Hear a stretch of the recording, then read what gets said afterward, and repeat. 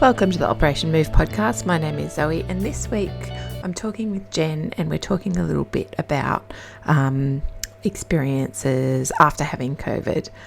It's different for everyone, but at least in both of our cases, it went on a lot longer than just like those sort of immediate symptoms. And so we're talking a little bit about that and how you manage that with running, both not just physically but also mentally as well. So how's your week been? It's been all right. Yeah, I decided at the start of this week that whatever it took, I was going to just stick to my plan and do everything on my plan, because it's been so hard to try and do it all. And so, yeah, it's been good. I think this is the first week literally since having COVID nearly 9 months ago that I've been able to exercise pretty much every morning and feel okay. I must admit, I didn't get out this morning. That's because I was hosting a big event last night, which was super busy and, lots of energy in front of TV cameras. And this morning I sort of thought, you know what, actually, I think it would be probably better not to run this morning. But yeah, no, so just busy week, always, every week's busy, right? Yeah, it's like that.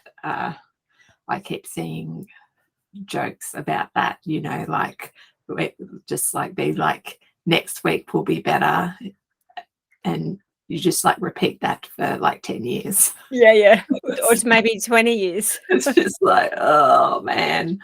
So yeah, I had like this morning was the first easy morning with getting the kids off to school. They're just like dragging themselves to the finish line, and I'm also dragging myself to the finish line. So yeah, it's just been, and I think too up here, like we went from sort of like cool-ish weather, which other people might not think of as cool, but like sort of around like 24 degree sort of weather to that's like coolish to like 30 degree, and it just like clicked like overnight, and it just mucks around with your sleep so much. Mine less though, because there's an air conditioning unit in my bedroom, but the kids definitely, and then they come in, so like because they're like, oh, it's cool in there, I'll go in there, and then you kind of like get all disrupted with sleep. But yeah, like I'm a bit the same in that I would keep sort of like having these plans of being like, this is what I'm going to get through in the week, and then stuff like it just does not go to plan. So this week I was like, right, I'll pare it back to just like, these are the days that I'm going to the gym and these are the runs, and if and only when I'm getting through that will I progress to adding anything else in there. And it's like more or less like going okay. But but yeah, like it is just, and it's just one of those things where it just requires a lot of patience, I guess. Yeah, I think absolutely. And I think it's just, it's sort of, there's so much kind of messaging in the media at the moment that we've all moved on from COVID, but we haven't. We're sort of nearly 3 years into a global pandemic that's changed our lives in so many ways and caused such big just massive shifts in kind of how we go about things. And it's no wonder we all feel exhausted. And yes, you can kind of do the big flip and say, but yes, in Australia, we've been so fortunate and we have access to vaccines and access to healthcare. And of course, I'm super, super grateful for a million things. But even that flip-flopping between going, gosh, this is really hard, I'm really exhausted, but I should feel grateful, even that is tiring, let alone the actual day-to-day realities of being a working parent through a pandemic, or even not a working parent through a pandemic. I just think it's been really hard and we're all very, very tired. Yeah, I do think that there is that sort of persistent thing of like, oh, like it's all over, back to normal we go, and you're like, I'm not getting that feeling from anyone I know. No. Like that's not and you know, like yeah, like it doesn't seem at all like just like this overwhelming sense of just like burnout. And to the point where like I'll like have might have like a day off or something, and like if my phone rings on that day off, doesn't matter who it is, I probably won't pick it up. Yeah. Like that's sort of like the level of burnout that I'm at, is like there are times when I'm like I just don't even have like the energy for anything that Oh, is I'm the same. essential. Our house was built clearly for people who are taller than me. I'm not particularly tall. And I noticed myself making decisions around, everything from what I'll get out of the pantry to all sorts of other mundane things based on whether I can reach it without having to get a stepladder, because the act of getting a stepladder just feels like too much work. And that's just insane, right? I'm happy to go out and run 10K in the morning, but go and get a stepladder so that I can reach the top shelf in the cupboard. It just feels too hard. It's just overwhelming. That's crazy. Yeah, it is just it's funny how that sort of those sorts of thought patterns and everything else like just pop up. And even like, and you think about it too, it's sort of like one of those things where like I would have been one of the least economically affected person, and like, just because like I've always worked from home, that's always what I've done. It's not unusual. Like my the work stuff that I do is not really impacted. Like the office is sort of outside of the house, all that sort of stuff. But in some ways, so I can only imagine how impacted somebody else with not those advantages would be. But in some ways where like potentially it also, the flip side of that is it kind of affects you more because you're just expected to like continue on completely through everything. Nothing has changed, so like there are all of these sort of demands with kids being at home and other things happening, but you're just like soldiering along. And so yeah, I think it's just sort of, I think it's just changed how a lot of people do a lot of things like differently now, like, and just so many people it's a bit like, I always notice like when people seem to always be moving house in their late stages of pregnancy. Like that's good timing. Well, I noticed, and I was like, yeah, good timing. But then it's sort of like that thing kicks in towards the end of the pregnancy where you're like, this is a situation that has to be changed before the baby is born. And so you just sort of like busily doing all of that sort of stuff. And with some of the COVID stuff, I think it's sort of like been a bit similar in that, there's sort of like a spotlight on, okay, like, is this really like what I want to be doing? And then people sort of like go around and sort of make changes associated with that too. So there's been a lot of upheaval, and and just with the way, like even with the way the job market is at the moment, with everyone just like leaving jobs or resigning or starting new jobs, and and like businesses struggling because like they don't have staff. Although to be fair, I think that they probably just need to offer people more money. Like there are constantly signs up everywhere saying we need staff. But then the other day I saw locally a job for an administration management position that wasn't even like permanent. It was contract, and it was like $26 an hour. And I'm like, you not finding staff is not like a mystery here. Absolutely. You just have to pay people. So yeah. And I think, all these people who are thinking about leaving their jobs and thinking about doing something new and kind of having reflected and decided that maybe they want to make a change. That's also hard though, right? Because when you're really exhausted and you're feeling very burnt out and you're sort of finding smaller things overwhelming than perhaps you might have in the past, taking on a new job, I think at that point is really hard too. And I just sort of wonder, where's it going to go from here? So I was running a workshop last week for about 40 or 50 PhD students, and before I sort of launched into all of the stuff that I was there to share with them, I thought I'm just going to check how they're all doing, because I don't want to feel like I'm here saying, you know, and here's all this extra stuff that I think would be good for you to do for your careers.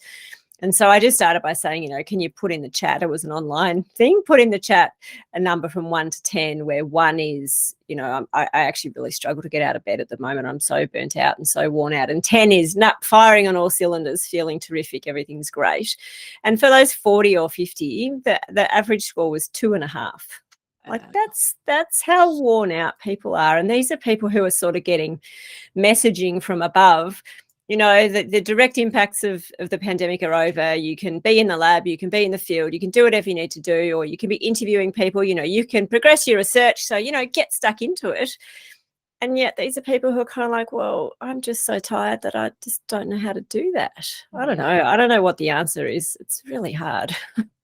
No. And I think that like I've been working on, like I did with work, did a dialectical behavior therapy course, which is sort of like skills based, because it's like was like an introduction course, and one of the concepts in there, which probably most people are familiar with, is like radical acceptance.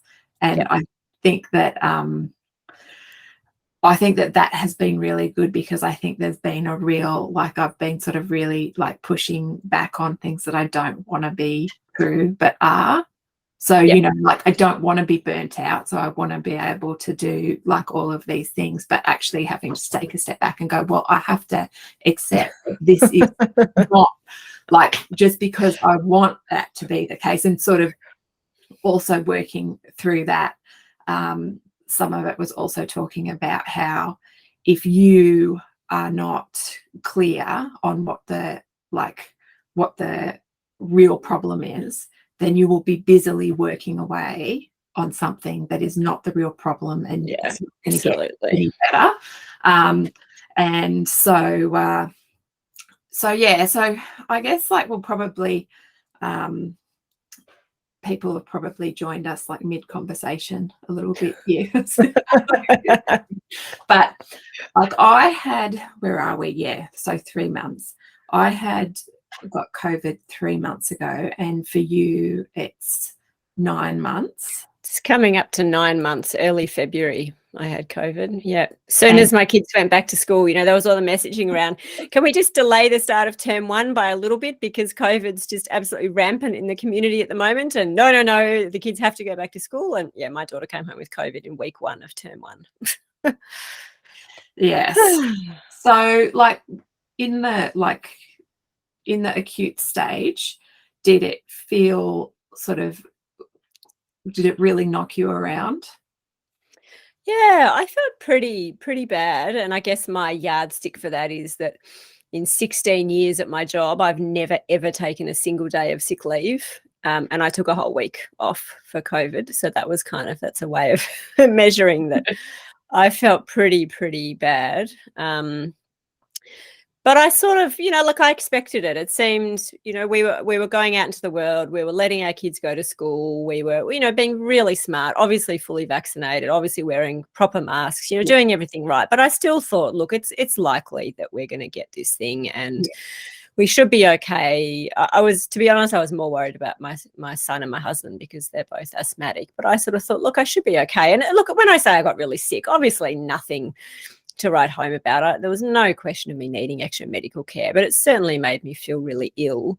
But I think the far more surprising thing to me was just week after week, once the initial kind of, as you say, the acute phase had finished. So, you know, I wasn't coughing anymore, I wasn't sneezing, I didn't have sort of all those respiratory, system problems. But I had a very bad headache for months and months.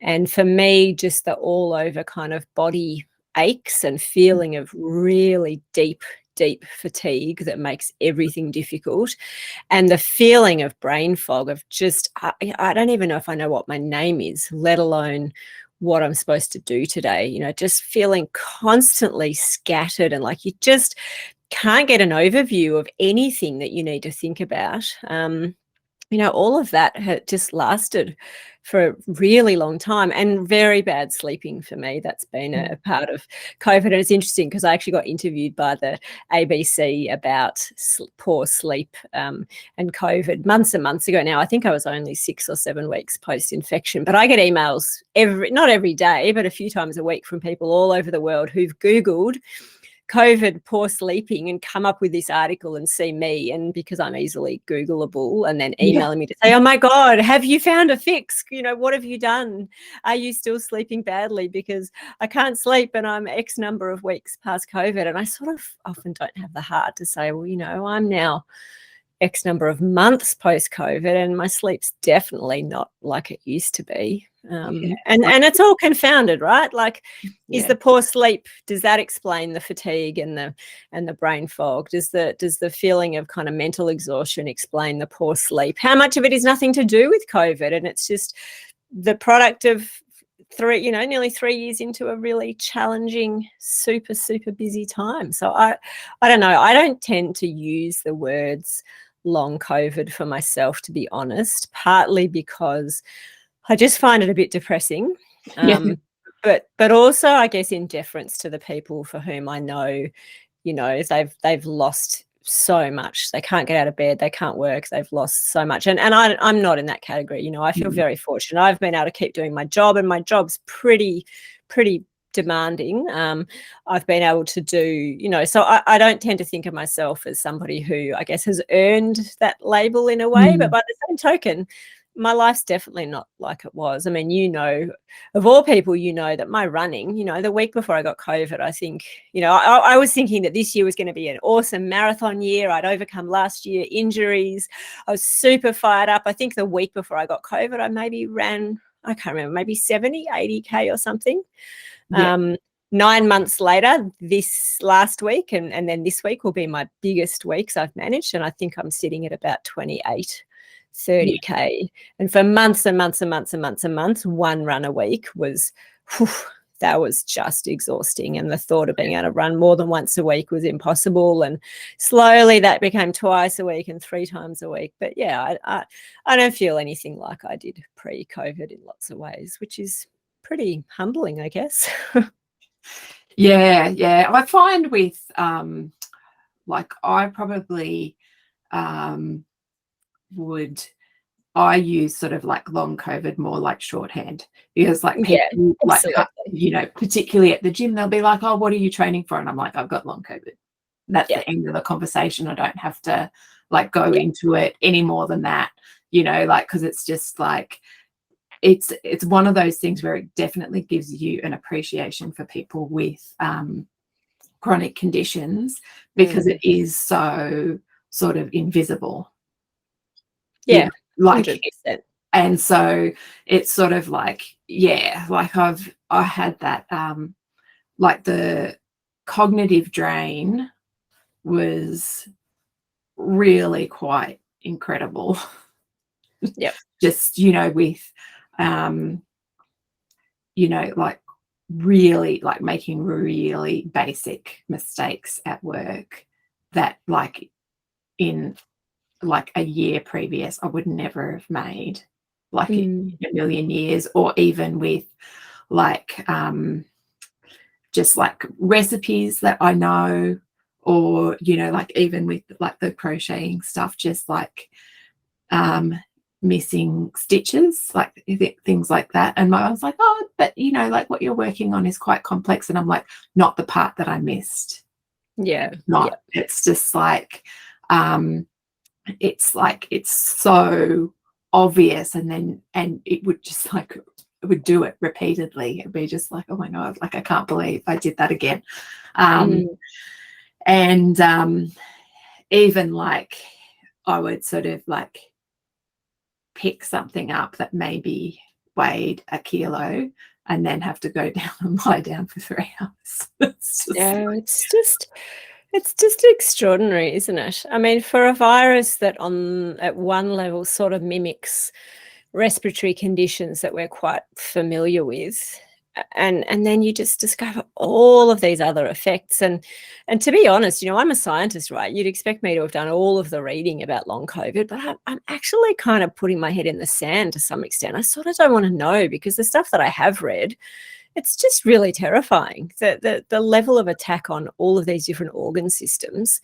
And then I just go into this, terrible spiral of, oh my God, I shouldn't have let my kids go to school. What chronic health conditions are they going to have in future because they got COVID? And I don't know, it just does my head in. And as you say, I mean, somebody who is so strong and so fit, to struggle that much after lifting something that relatively light, I mean, that's full on. Yeah, and I think it's one of those things that it's tough too, because it's sort of like eating into things that are typically areas of strength. Like normally, like cognitively, I have an excellent memory, excellent at pattern recognition, and obviously like endurance is pretty good. And so to be like, even when I went back to the gym and we'd do something, and it would be like a strength day. So it's not supposed to be like a heart rate going sort of day. So like maybe we're doing, like 3 presses or something, and then having a 3-minute rest or something like that, or 3 squats or whatever. And everyone else is like chatting, and in between sets, I'm like squatting down to get my heart rate back. Like that kind of thing. So it's not just sort of like in running, it's like in probably the first time I went for a jog, it was just like 100-meter jog, like at the gym, like in between other things. And I was like, that's okay, I'll just like go slowly. And I looked down, and my heart rate was over 180. Wow. Shit. Yeah. What is happening? And so like having something that mentally you're so used to relying on, like that's my strong suit usually in the gym, is like being able to recover quickly, because I have good like cardio fitness. And it's like, well, you don't have that anymore. So you're going to have to adapt. And so yeah, just like that sort of, that kind of thing, and mentally, and just kind of, and then sort of managing all of the sort of stresses without sort of like relying on those sort of like protective factors that used to be sort of like comforting. Like, going, well, I got this really stressful day at work, but like I'll go and I'll do this run and I'll feel like highly competent and I've achieved something, and then like I'll go into work, and instead it's like, well, now this thing that you've been good at for 10 years you really suck at. Yeah. And I think that's so important to realize, because you don't think of something like COVID as having the capacity to really undermine your self-confidence. But when you can no longer trust yourself to be good at things that you've always been able to rely on, it's really scary. So for me, the equivalent is not the gym, but it's, I do a lot of live radio. I do a lot of live events. I MC things. Like, I have to be able to think clearly. I have to be able to be fully on top of, multiple things going on at any one minute. I have to be able to ad lib. I have to be able to immediately have the right word come to my mind, all of those things. And I lost a lot of confidence, because all of a sudden I'd be trying to do those things and the right word wouldn't come to me. I couldn't pull words out of the air, or I'd lose track of, hang on, my memory is so bad now that I'm like, have I just done that segment? Did I just do that thing on the run sheet 2 minutes ago, or didn't I? I actually can't remember. And that is so stressful, to suddenly have this recognition that actually, I have no idea what I'm doing most of the time and I just can't think clearly. And you just lose so much confidence in yourself. It's terrifying. Yeah, it is, and it is one of those things where, like, I even found, like, we had like a work dinner not that long after I'd had COVID, and I found it a real struggle to sort of like string multiple sentences together at dinner when people were talking to me, just like finding words, and which is generally also always been pretty good at. And it is it also seems really random. Like, the kids had COVID as well, but they were sick for one day and then you wouldn't have known that they were sick, and the challenge was keeping them in the house while they were in isolation and bored out of their skulls. And Josh got COVID and he worked the whole way through, and you wouldn't have known that he had anything more than a cold. And I don't think that if I hadn't tested positive that he would have even thought to have tested himself, because it was just sort of like, and he's asthmatic. Yeah, wow. And has had no real like post-viral anything as a result of it. And it's just one of those things where like, I'm grateful that I'm the only one that has had like 100% long-term effects, but it's also one of those things where it does seem really random. I mean, I can look at my situation and go, well, I'd run a marathon like 10 days before, so my system was quite compromised, I would say. And that's probably also didn't help. But it's also one of those things where I just don't think that you can pick how people can react. And there's this sort of like really quite negative approach that people have, where they're like, I can't believe that you got so sick because you're so fit. And it's like, that's not like a thing. And it's also really not helpful. I also think it's crap that I got really sick, and I really wish I hadn't, but you know what? It was not in my control. And, you'll never know. You've got a sample size of 1. You'll never know if you might have got less sick had you not run a marathon, the week before it. You'll never know. Not surprising, like the case of like runners do tend to get more respiratory infections than the general population anyway. So it's not exactly sort of surprising, which is just, but it is just like one of those, like those sort of narratives with COVID that I think was quite dangerous, is all of the people out there going, well, I'm healthy and I'm strong and I take care of myself, therefore I don't have to worry about getting infected. And it's like, well, that's not really a thing. No, you might want it to be, but it's not. And so that sort of like has, continued a little bit, I think, as well. And as much as possible, like, I try like to not talk about it with people, because it's sort of like, it is like one of those things where I'm lucky in that, now sort of like work-wise, I'm quite like functional, like, and sort of like fatigue levels are, subsiding and everything like that. So it's sort of like it is one of those, but I know that with sort of the running and the fitness side of things, it's not like, I know what I'm like, and I know it's not normal. Like, it's not, it's just, and so it's sort of, at this stage, it's just effectively impacting a hobby. But, Yeah, you know, it's like not just a hobby, it's also a big part of your sense of self and your sense of achievement. And, you know, I mean, and yeah, I hear what yeah, you're saying. The fact that you can function properly at work is a great step forward, but yeah, yeah. you And can't undermine the effects it's having on you more generally. yeah, and it's sort of, it is just one of those things where it just adds to the hidden nature of it. It's like, well, you know, like from the outside, it looks like everything is fine. But then sort of like having this, it is a bit like, it feels very similar to that period of long rehab that I had, where I went from like an area where I was really strong into like, you can't do that anymore.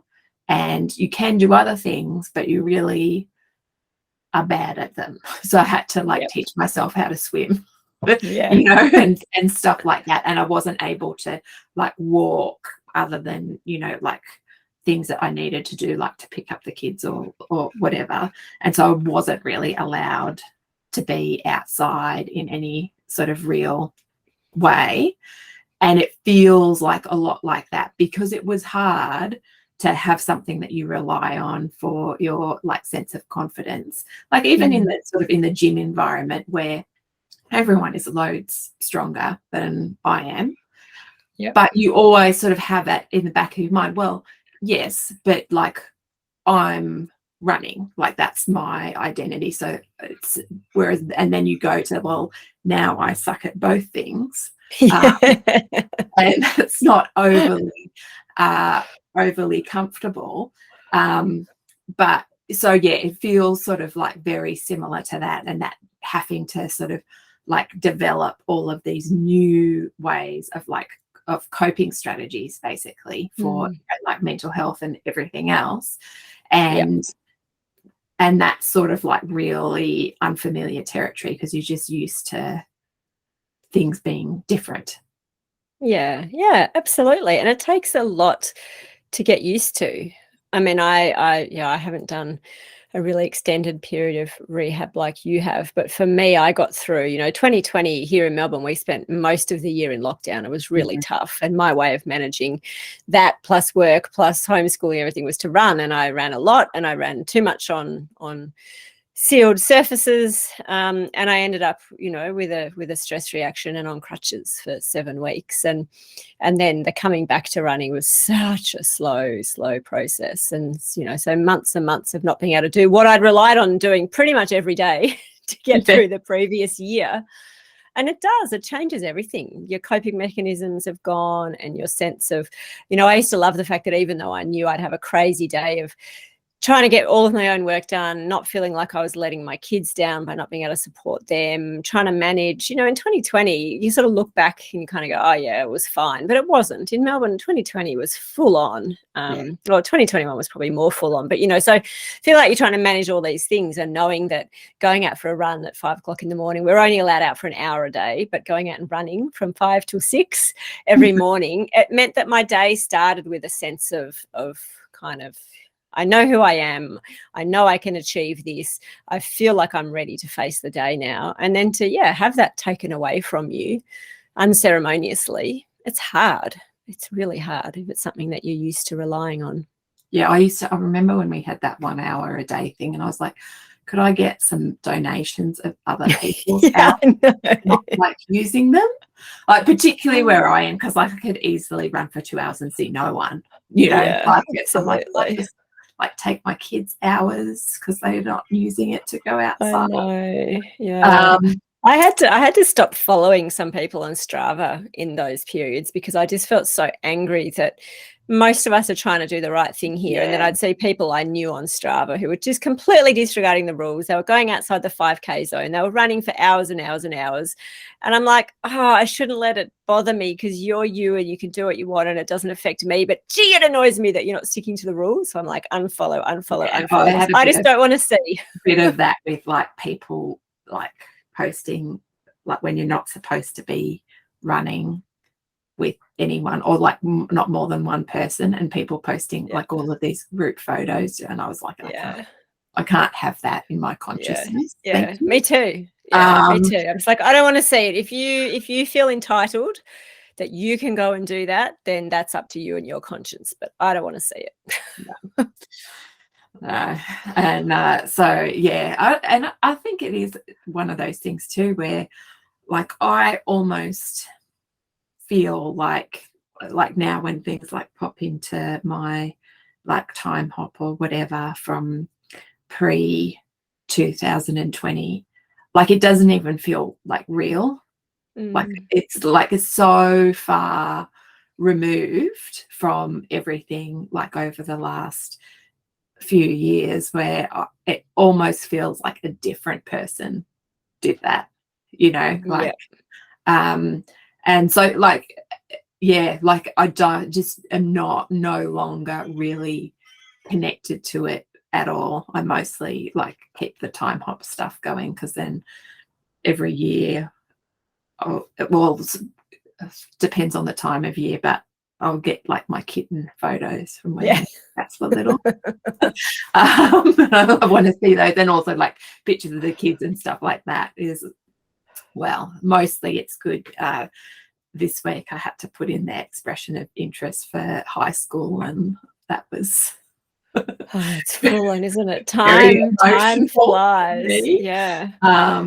But I find it hard because on the one hand, I agree with you, like 2018, 2019 just seems so long ago, yet in my head, talking about kind of radical acceptance and maybe things don't get to be the way just because you want them to be that way. But I'm like, surely it's not going to be that hard for me to be that fit again. Like I think of 2018 me and 2019 me, I'm like, I want to run like that again. Surely that's not going to be that hard. It wasn't that long ago. So this is quite complete discrepancy in my mind about how I feel about 3 years ago.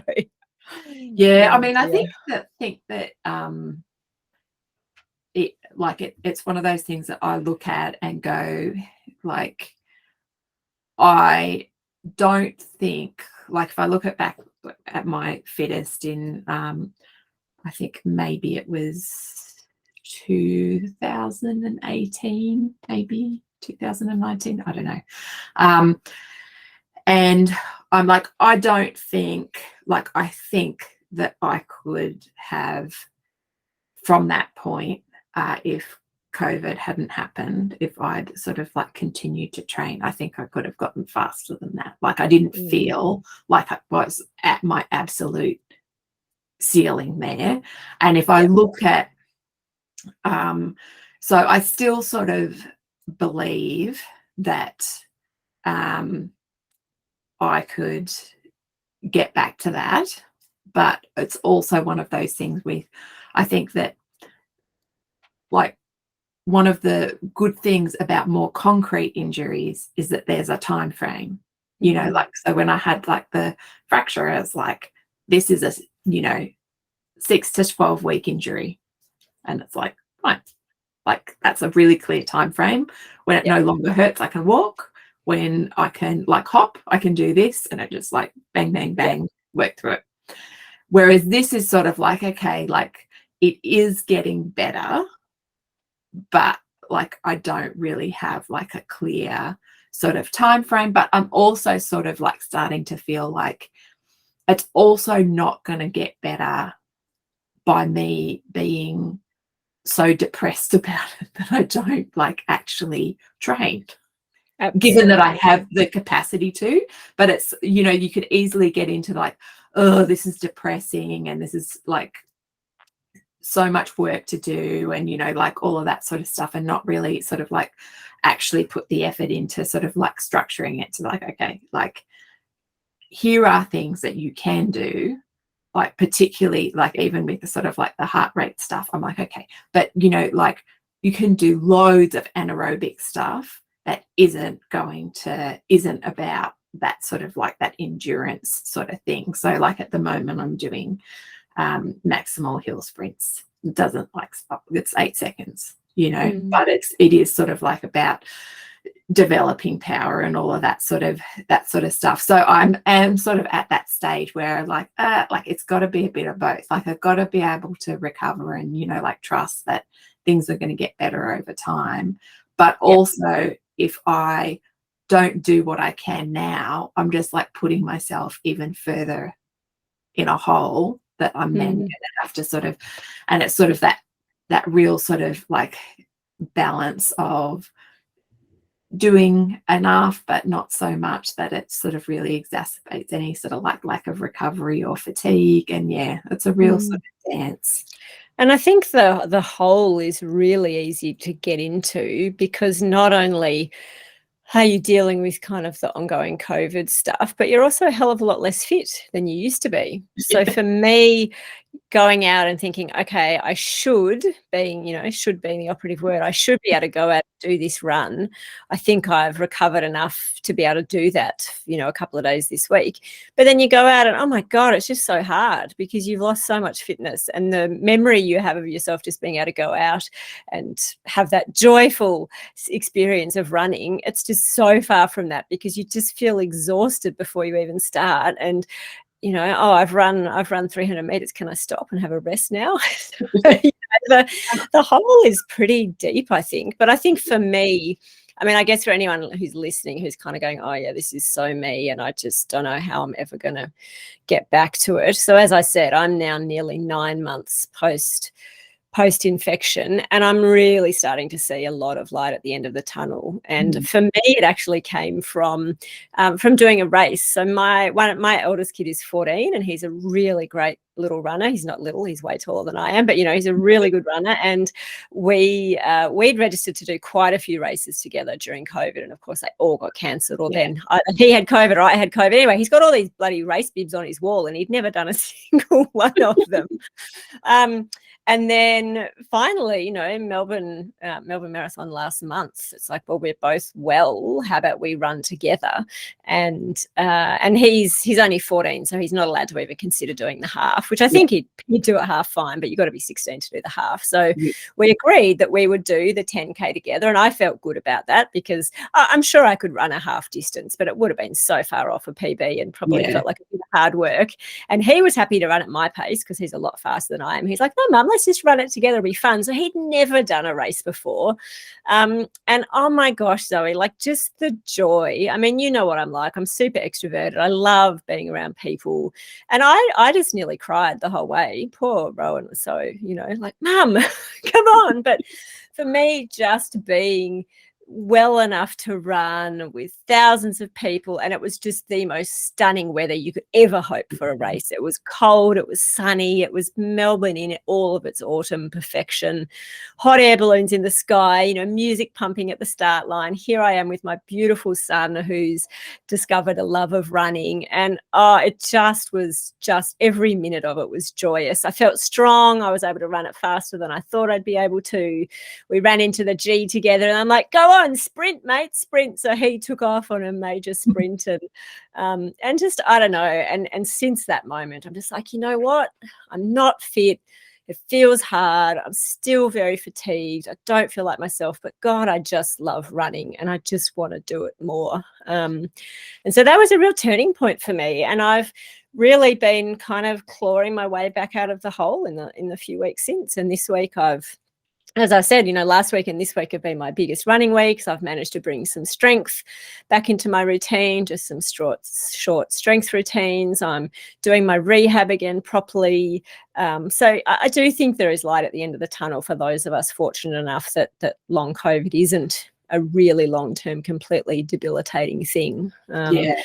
It's starting to feel like maybe long runs are going to be possible for me again, and I just feel so grateful to have a body that with all of its problems still allows me to do that. It's pretty exciting. And I think that you need, like, I probably had, like, every run was like a bit of a slog fest, and it just like never felt easy, like it never. And I've probably had 2 runs that felt like close to my sort of like my old self, and I just was like, oh, okay, like you almost forget what it's like because it's so rough, and it's like I just got to hang on to that sort of that experience and go, no, like that is what it is going to be like eventually. You just got to sort of like, it can be easy with sort of like long-term things to sort of like lose the faith. Yeah. But I think those little glimpses, right? They're just kind of enough to remind you, hang on, the slogfest is worth it, because the slogfest is going to lead to more of this. And I remember what this feels like, and I want to be the person who gets to feel this way. I think just little glimpses can get you back on track. Yeah, definitely. And I mean, and like admittedly up here, like it is going to be a bit of a, like getting through summer up here can be pretty challenging at the best of times. I mean, usually it's not, I think February is usually pretty uncomfortable. Like, but now that it's nice now that it's sort of always like after the daylight saving changeover, it's a bit awkward because like the time when it's normally light, it's now like pitch black and there's a lot of around in the dark. But now that it's lighter, you know, like if going for a run at, you know, like 5, 6 in the morning is quite nice, and it's still like the temperature at that time is quite nice and not awful. Like I can no longer go for a run at like 9:30. That's like a thing of the past. It's like, no, it's like 6 a.m. or nothing, which in some ways is also really good, because like having that level of restriction actually helps me to get it done. Not absolutely. Like, you can't delay. It's like, no, you can't. You're not going later. Like that's not happening. So yeah, like in some ways you're kind of like used to with the humidity and the heat up here. Like it's always like I always kind of go, just like see what, you're not going to know how running feels until you get to April. But and how much do you use your treadmill, Zoe, when it's really hot and humid? How much do you use your treadmill? Oh, I would rarely, like the only time that I've really used the treadmill is more like either torrential rain, because I don't mind like normal rain. Like normal rain's okay. In some ways, particularly when it's warm, it's sort of cooling you down. But if it's absolutely like flash flooding type of rain, then I would use it then.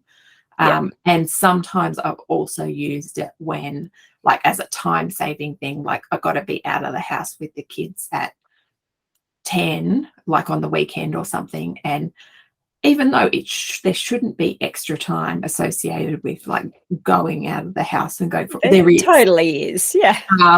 So I've used it for that.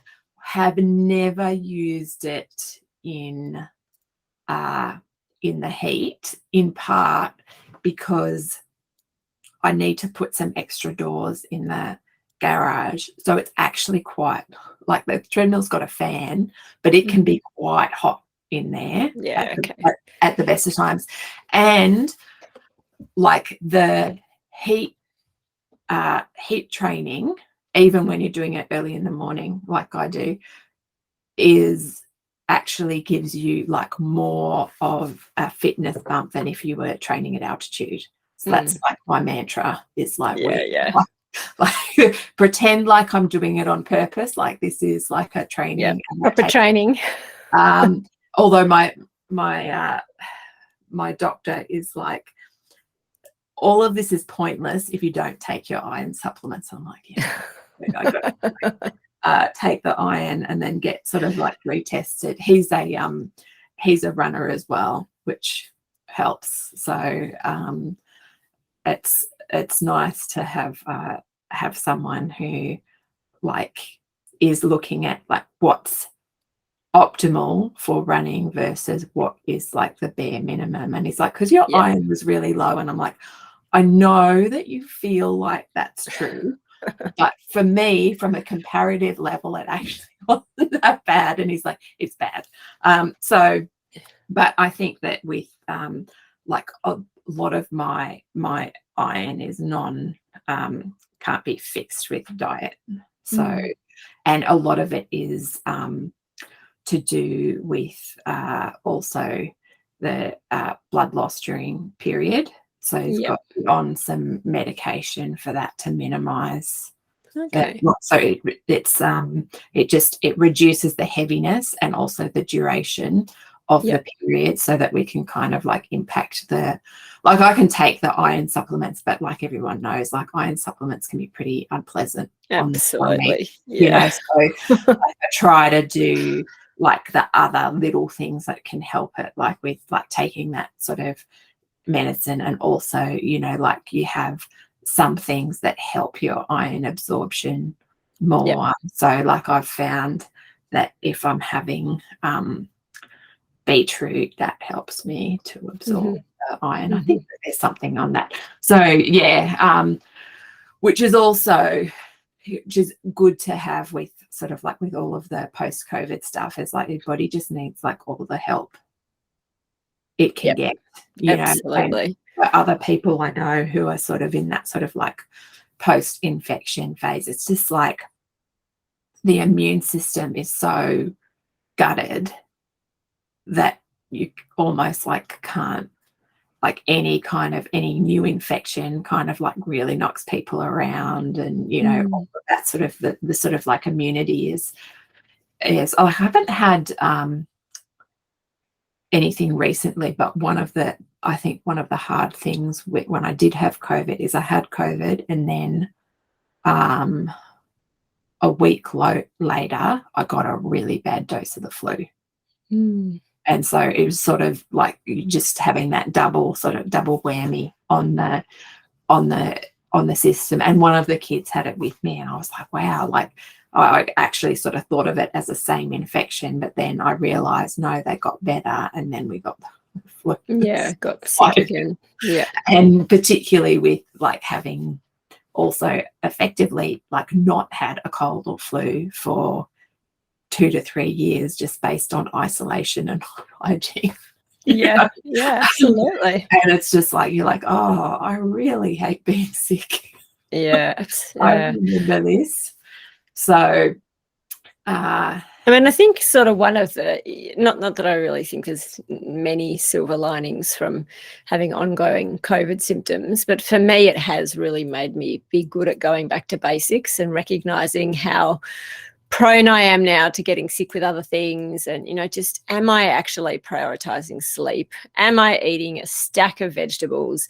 Am I not going anywhere near alcohol? Am I trying to not go anywhere near kind of processed sugar? All the things that I know I feel better when I do those things. But during the pandemic, it was just so easy to fall into bad habits. Not really alcohol so much. I don't tend to, because I sleep really badly when I drink alcohol. But for me, and especially with the kids, it's just like, oh, let's have a Friday night packet of chips with a movie. And yeah, of course we can go and buy icy poles, just kind of the easily accessible treats. And you sort of take stock and go, oh, actually, all the basic things that I know make me feel better, I'm not actually doing all of those basic things anymore. And so that's been a good thing for me to come back to what are the things in my control that I can really quite easily take charge of here that I think will lead to me feeling more energetic, which is then a positive upward cycle of, if I feel a bit more energetic, I'm more likely to go and do more of these things that I know give me both a physical boost but also a mental boost. And I also think that with like what's helped me is like part of the challenge with that stuff with nutrition is like, I know I need to do this, but I'm low on energy, the energy being required. And so I've just gotten really good about of sort of like having shortcuts to it. So like I have, when I go to the supermarket, I buy like the salad mix with the dressing. And so I'm not like chopping up any vegetables. I'm not like doing any of that. I'm just like, do that, put that in a bowl, like put my protein in the air fryer, add that in. I have some like microwave brown rice, like just like absolutely like, and pre-pandemic me would be like ridiculous. Like, what a waste of money. You can, you're perfectly capable of cooking rice. You don't need like, pre-prepared like microwave rice. And like current me is, no, you do, because like this is the thing that is going to lead you to have like a proper lunch with all of the Yep. things that you need in 5 minutes with zero effort on Yep. your part. And so just like those sorts of things, or even like they have like a nice lentil and sweet potato pre-made soup at the supermarket as well, and I'll get that. I'll add some like tofu to it, add some rice, sort of like treat it like a curry, sort of like, Yep. you know, all of that sort of pre-made stuff, because like I know that I don't have the energy for anything else. And even I mean, some things are pretty easy to make, because it's like how long does it take me to cook like veggies and tofu in a stir fry? Like not long, but it's sort of, there's like that mental, Well, that's have like that me in mental this. barrier. Yeah, it's me in the step ladder, right? It takes a millisecond to go and get the little ladder and stand up so I can reach the top shelves. But in that moment, it just feels like a barrier, and it's a stupid, nonsensical barrier, but it feels like a barrier. And if these barriers for you to improving your nutrition can be fixed by buying a bag of salad, I sort of think as long as it's not preventing you being able to pay your power bill or whatever, you know, I actually think it's okay if you've got enough discretionary income that you can spend an extra $10 a week on whatever it takes to get more veggies down your mouth and your family's mouth. I actually think that's fine. I think it's okay. And it also, like, I think it also in general leads to less food waste, because then I agree. what happens is like I then buy stuff and then don't chop it up, and then I end up having to throw it out, you know. And so so yeah, it's one of those things that just like, yeah, you just got to like lower the barrier to entry. And Josh has done the same. Like I usually get him those like pre-made meals, like the My Muscle Chef ones or whatever. I'll like get that because you know, like he was wanting to lose a bit of weight post-COVID, and it's just like it just takes out so many decisions. Like you don't have to choose your portions. You don't have to worry about what you're going to cook. It's just in there, heat it up, you eat it, just like. And I think that that's sort of also been like good with like getting rid of some of that sort of just like cognitive drain, is like, what decisions can I take out of my hands that I don't have to be like actually thinking about? Like just like, what can I strip back? And yeah, like it's just, you know, you got to kind of, it's like whatever I think I can handle, I'm like, okay, but like take away more than that. Yeah. Which is exactly why I love having you make a running program for me, because probably I've been running long enough now that, and given that I'm not, a high performance athlete, I could probably cobble together what would be a reasonable running program for myself, but I wouldn't do it. Whereas because you tell me what to do, I'm just like, I don't have to make decisions. What did Zoe tell me to do today? Okay, I'll go and do that. And admittedly, I haven't been following it as a result of COVID stuff for a long time, but this last week or so of just saying, okay, I'm just going to do whatever Zoe's told me to do. I don't have to make any decisions. I don't have to think about it. It's really, really beneficial just to, I'll give this to an expert to look after, and I'll just follow along. It's great. Yeah. And that's like the reason as well why I've been at, I don't know how long I've been going to PT, but it's probably like a good like couple of years. And it's like, I could throw together, like I could choose stuff to do and do it, but it's so nice to just give that to somebody else, and they like, he'll decide like what I'm doing. And exactly. he had like a student on doing like a placement with him one week, and I know her from the gym, so like we're already familiar with one another. And she's like, oh, like what are you and what are you guys working on? Like what are your goals? And I'm like, I just do what I'm told. Like he knows, like, is familiar with sort of like my running and like what my strengths and weaknesses are, and I just like, that's a him problem. That's not a me problem. 100%. I'm just there to comply. So yeah, I think that it can take like yeah, anything that just like can take off sort of like some of that load, particularly I think that, you know, like with kids and the house and everything like that, there's so many things that I'm sort of like responsible for, like managing, like whether it's like with their school or with forms or like their activities or, you know, like what they're eating or like anything else. Like anytime I can remove some responsibility from myself and give it to someone else, I'm like, yes, this is a good decision. 100%. And I just think we've got to be kinder to ourselves. You know, you and I in the olden days might have beaten ourselves up over, I can't afford this, or this isn't somehow, you know, this is too extravagant or whatever it is. But you know what? We both work hard. We both earn money. And if we choose to spend money on having support for our well-being and fitness, I'd much rather spend that money than other things that I could potentially spend that money on. I think it's, I get a lot it's a more good deal. And yeah, like I got to spend money on the council rates, but it hurts. Like there are those things where like it's funny, like where you sort of you draw those like lines in the sand of like what you like have to spend money on and what you like. I always resent spending money on the car, even though like you need it. And you know, and I initially resented, like we had to replace the washing machine, and I was like, oh, you know, like this is $1,000 that I would really rather spend on something far more exciting than, you know, the washing machine that's broken. But it is, because it's like a new one and it's a lot more fancy than the old one. I'm like, this is amazing because it has like a 15-minute cycle for when I need to like wash like stinky kids' clothes and get them like in the same morning, so like in there in the dryer, because like particularly like one of the kids, there is one school shirt that they wear and only one. I've been unable to shift them to anything else, so I have to sort of like manage that stink situation pretty closely.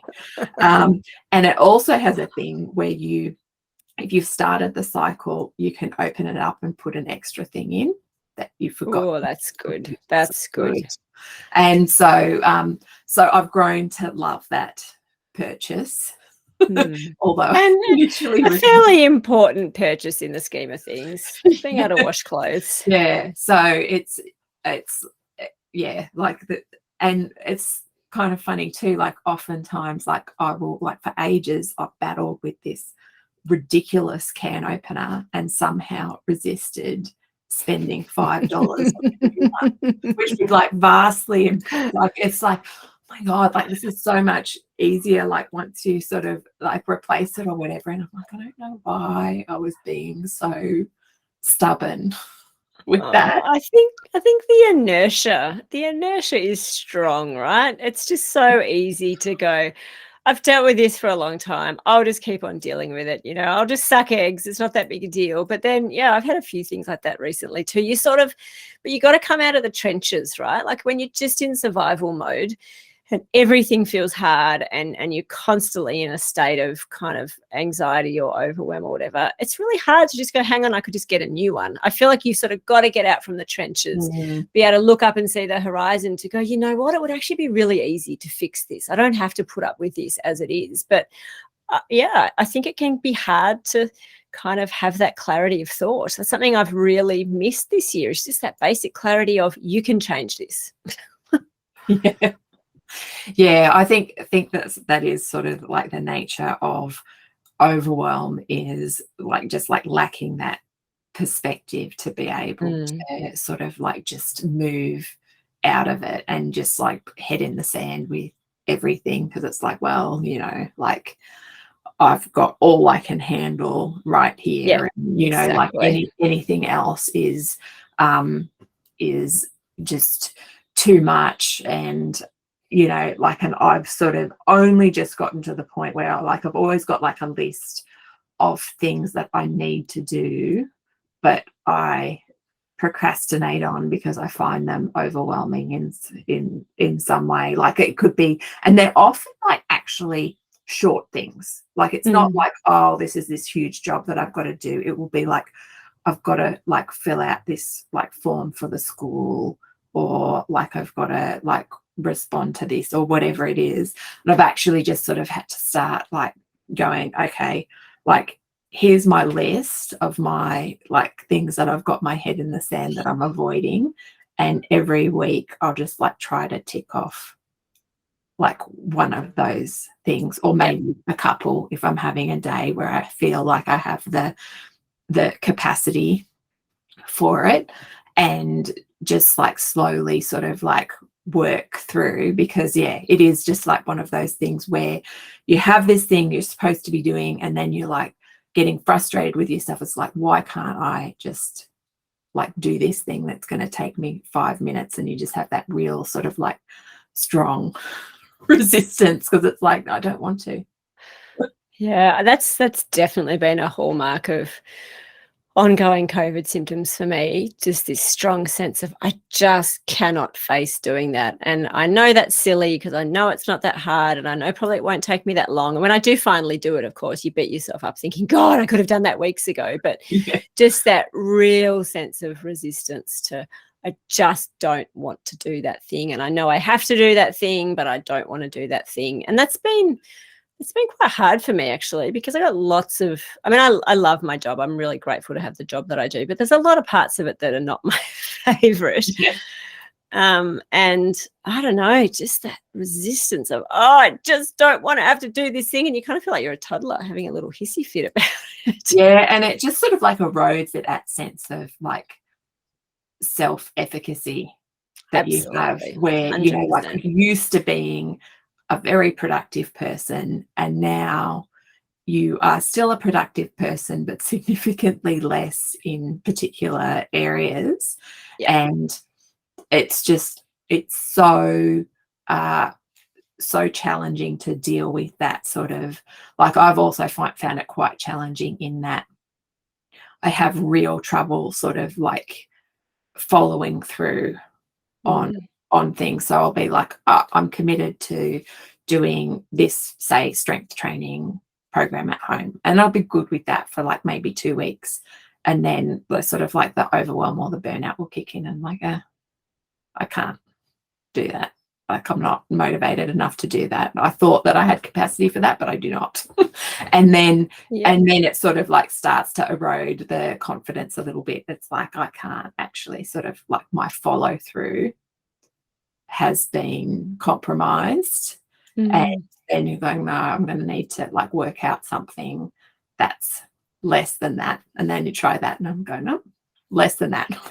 I know, and it's really demoralizing, isn't it? Because the thing I found is just that everything takes me a lot longer than it used to. So all of my predictions, you know, I write myself a list of things I need to do that day or that week at work or whatever, and in my brain, I think that should be doable in X hours, and it's generally not doable in even double X hours anymore. I'm just so slow with things, and every email I write, I know I've got to double check if it's important, because it'll be full of typos, and it's just things that I just have never struggled with before. And it's really demoralizing because, we perceive ourselves as these productive, capable women who can smash out a heap of stuff in between all these other things we do. And then all of a sudden you discover, oh, actually, I can't rely on myself to be able to get those things done in that time frame anymore. And then you end up in this whole catch-22 of, well, the only way I'm going to get it done is if I work on the weekend, or the only way I'm going to get it done is if I stay up and work tonight. But then that is a self-fulfilling prophecy that you end up even less productive because you haven't had any downtime. So, you know, the obvious answer is you need less work to do, but that's not going to happen anytime soon. So I don't know what the answer is. I have gotten a lot better at single tasking. Like, I've given up on the, like, I don't do, like, I don't switch between, like, because like multitasking is a bit of a myth. Like, you're not really multitasking, 100%. you're switching. No, you're just switching. Which when I read that book Stolen Focus, which had a lot of like really interesting stuff about like Yep. the mental drain on switching, and that like if you're switching between tasks, it usually takes your brain at least 20 minutes to like catch up to that switch, and so you can easily lose hours and hours of time of like switching between things. So I've gotten a lot better at just like doing one thing and just, but yeah, it does take a lot longer. And even with simple things that don't require loads, like I was editing the podcast with Ness the other week, and it took me like 3 hours. Yeah, You know? absolutely. Because it takes careful thinking when you're editing. And so, and particularly because you'll have like bits of the conversation that like this is for the podcast and this is not for the podcast. And I'm like, I definitely don't want anything that I don't want on the internet be on the internet. And so yeah, it's like, oh, okay, like this is, and in my mind I was like, record for an hour, edit for an hour. That's like, but as it turned out, it was like record for an hour and a half and then edit for significantly longer than that. And then, and I just sort of like forgotten, like, oh, it's editing, and then I got to create the artwork, and then it's like all these steps that, you know, you kind of miss and everything like that. So yeah, and it is just a constant reminder of like, no, like this takes as long as it takes, and and also sort of going, okay, like I need to prioritize my morning brain to things that require morning brain, and shift things that, you know, don't require morning, like be quite deliberate with how I'm doing that, particularly like uni starts again next week. So I've picked 2 online subjects, so I don't have to, like I can ease in and not have to travel in, like particularly what like with the kids on over their break. But even like I've watched like the first, it's like the lecture is in 3 parts, so I watched the first one and took notes, and it was like a 17-minute part, and it took me like an hour. Yeah, wow.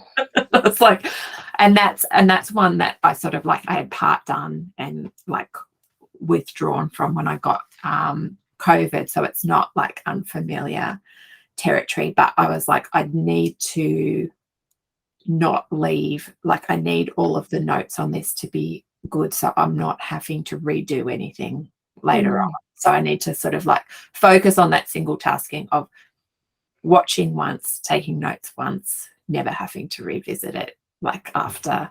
And so yeah, I'm just sort of getting, you know, like getting that head back in too, because it's sort of like that would also be my tendency with uni, is like, oh, I'll just do it after work, but evening brain cannot handle like uni work. So so yeah, it is like a lot more planning, I think, than I've like had to do in the past, where in the past it hasn't really been necessary. It's like I can, you know, like I can do that while I'm, you know, doing something else. Well, now you can't.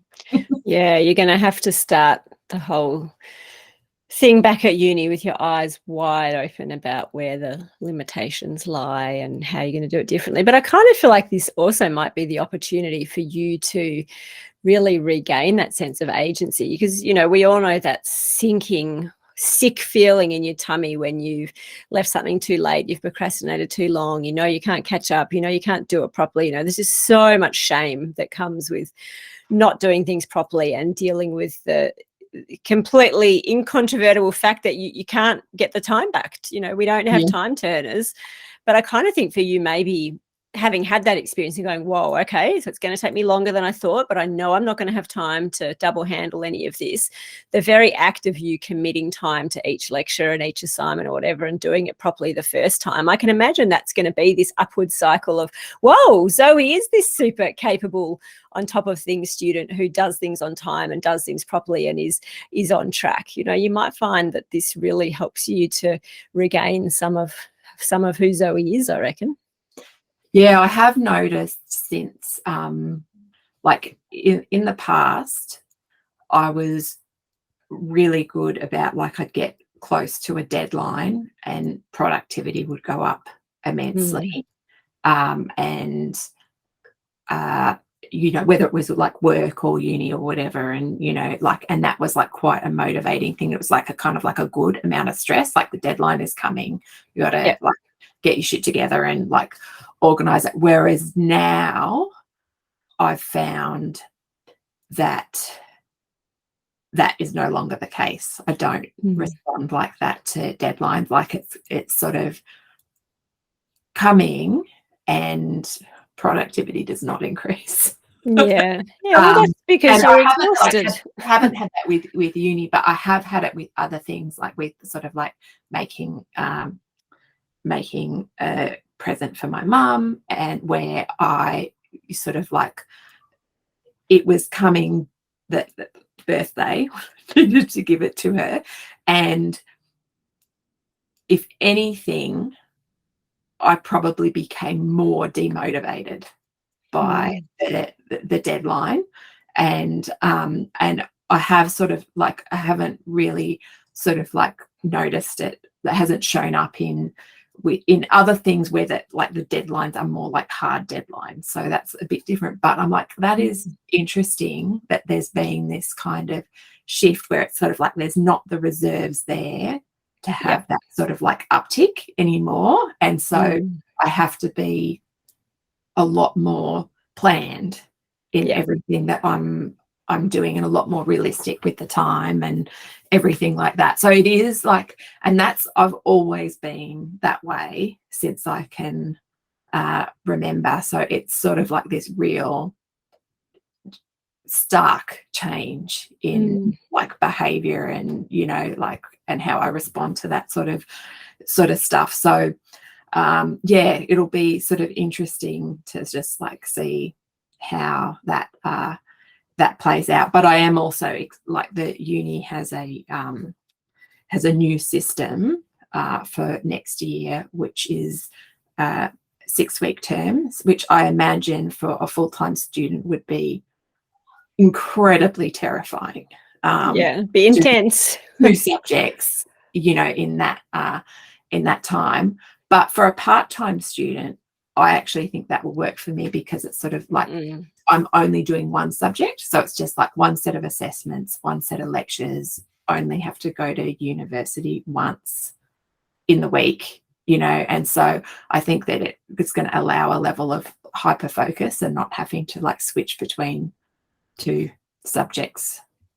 So yeah, we'll see. It sounds like it might actually work quite well for you. And I guess the reality is you can't change it. So yeah, your job is to work out how to make it work for you.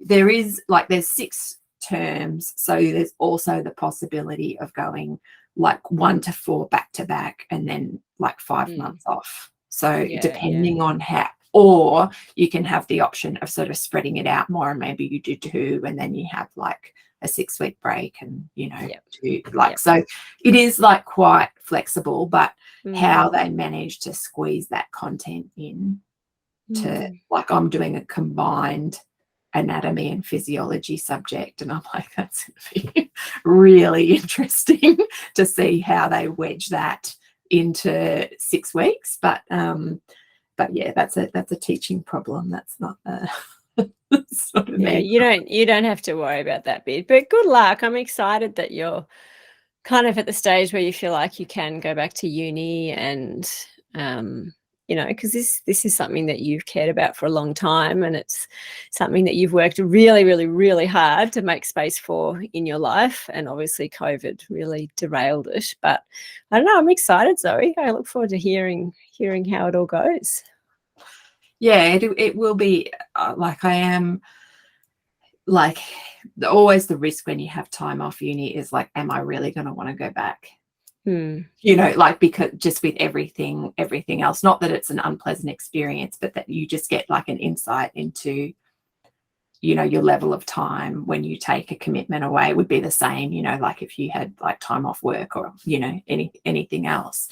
But it is the kind of thing that like I know that I'm starting to feel better because I'm like, no, like I'm excited to like go back, even though the subjects I'm doing this session are like some of the more snooze fest situations. But I just get it out of the way because like one is a very basic nutrition one, and the other one is a statistics one, which I've heard a lot of people whinge about.